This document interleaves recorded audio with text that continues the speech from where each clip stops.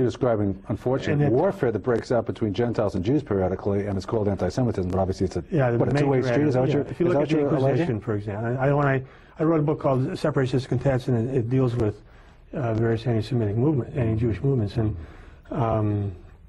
all of them were deeply involved with Jewish domination of one kind or another. The fact is that Jews are an extremely talented group.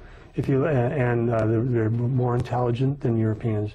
They have the highest measured IQ in the world. These are the Ashkenazi Jews. I'm talking specifically about Ashkenazi Jews. But the Sephardic Jews, that what happened in Spain is really remarkable. I mean, in the 15th century, there were these Jews were forced to convert to Christianity, and then they decided that, well, that's just, so they remained overtly Christian, but they rose right to the top of Spanish society and started dominating. I mean, all of the wealth, the elite, the political influence on the king, and so on, everything. And so it produced this backlash among the old, and that was the Inquisition, basically, in a nutshell, of course. But the point is that this was a very talented group, and they had a very left a very large imprint in the trading channels around the world. When they were expelled from Spain, they went up to Amsterdam and really made Holland into a world power for a while. So this was a very talented group, that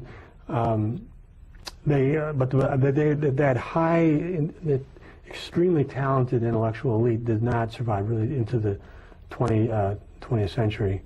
But the Ashkenazi Jews did, and they had a huge population explosion in Eastern Europe.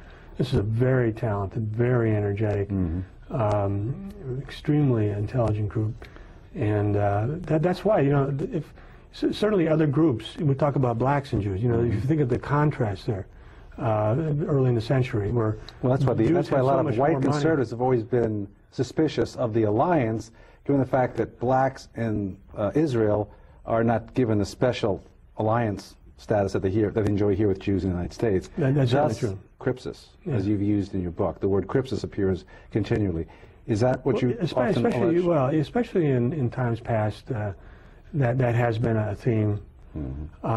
Jewish crypsis, well, it was very important in the Spanish Inquisition period, because these people were overtly Christians. And they said they were Christians, but they kept hanging out with each other, they kept marrying each other, kept were they advancing specific Jewish interests to attain greater political power? They remained a group, but a sort of submerged group that were not overtly Jewish. You see, they didn't, and in fact, they expelled the Jews in 1492 because they didn't want these so-called new Christians to associate with the old Christians. Well, we're going to move on to Freud in a moment. What were the immigration events of 1924 and then 1965? Because I think they've had a profound impact on today's country, and with more to come. But what happened in 1924 briefly, and then of course 1965, which was also extremely significant. Well, in the Law of 1924 was a major defeat for Jewish organizations. Jewish organizations had basically kept immigration going. If you were taking a poll around 1900. The majority of Americans wanted to end immigration. They thought that we had enough people. But that's been an attitude that's been going on forever. What happened in 1965? I know that the Jews didn't get the open admissions that happened in 1955. What changed in 1965, which has opened up the borders to Mexico and other places in the Third World? Well, you had the immigration law of 1965, and again, Jewish groups were the main organizers of the people on that side. I mean, they were the ones funding. And what do? They changed it so we no longer give preference to people of European extraction? Right, so that you got rid of all these national origin things. And they started to have quotas for all parts of the world. And as soon as the law was passed, you started to have the activists were trying to get more and more actual numbers. In other words, to bump up the numbers. Because the immigration law of 1965 was advertised as not changing the ethnic balance of the country.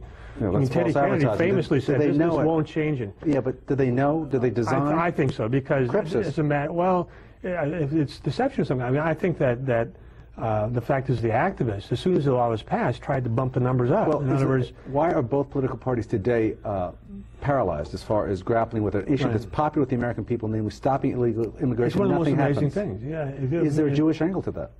Well, I think the Jewish angle is more difficult to trace at this point. I mean, it is the case that all the major national Jewish organizations are members of the Immigration Forum, which is the major pro-immigration lobby.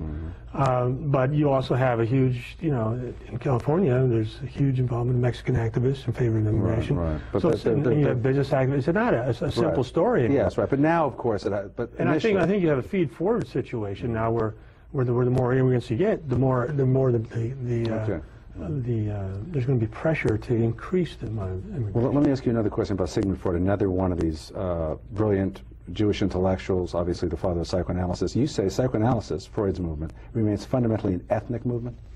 And we're getting low on time here.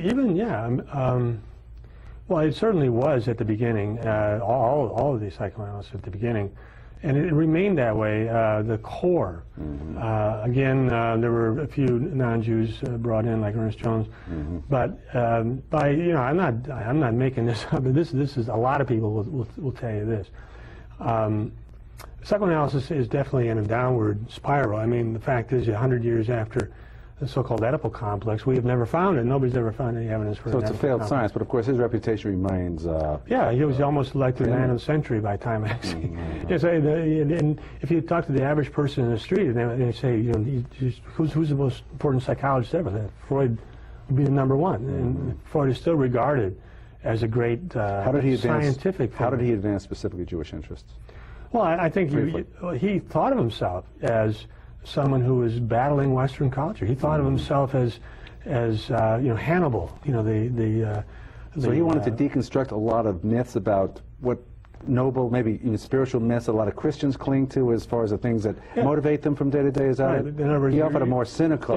You thought you were motivated by the highest civilization and all that, but you're motivated by the fact that you had the sexual repressions, and that's producing... So in other words, it changes your view of yourself.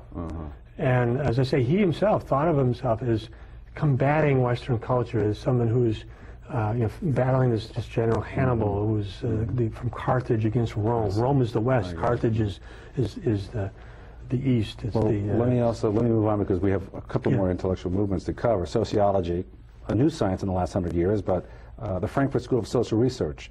Tell me a little bit about that. The Frankfurt School of Social Research began in the 1920s in Germany. It was funded by a Jewish millionaire named Weil, I believe, and they established this institute, the Frankfurt, at the University of Frankfurt. That's why it was called that. These people were on the political left. They were Marxists, but they were, sort of sophisticated Marxists, and they started to have doubts about Marxism with the rise of Hitler, because that showed that Marxism itself could not appeal enough to these working class people who gravitated to Hitler eventually. Hitler was very popular. So anyway, as soon as Hitler came to power, he expelled them from Germany. They came over to this country, and that's when a lot of their most influential research was done. They wrote a book called The Authoritarian Personality. It's funded by the American Jewish Committee. All the central figures in this movement were Jewish. Max Horkheimer. Max Horkheimer, you say? Yeah, he was the head of the Frankfurt School, and then T.W. Adorno was another major player.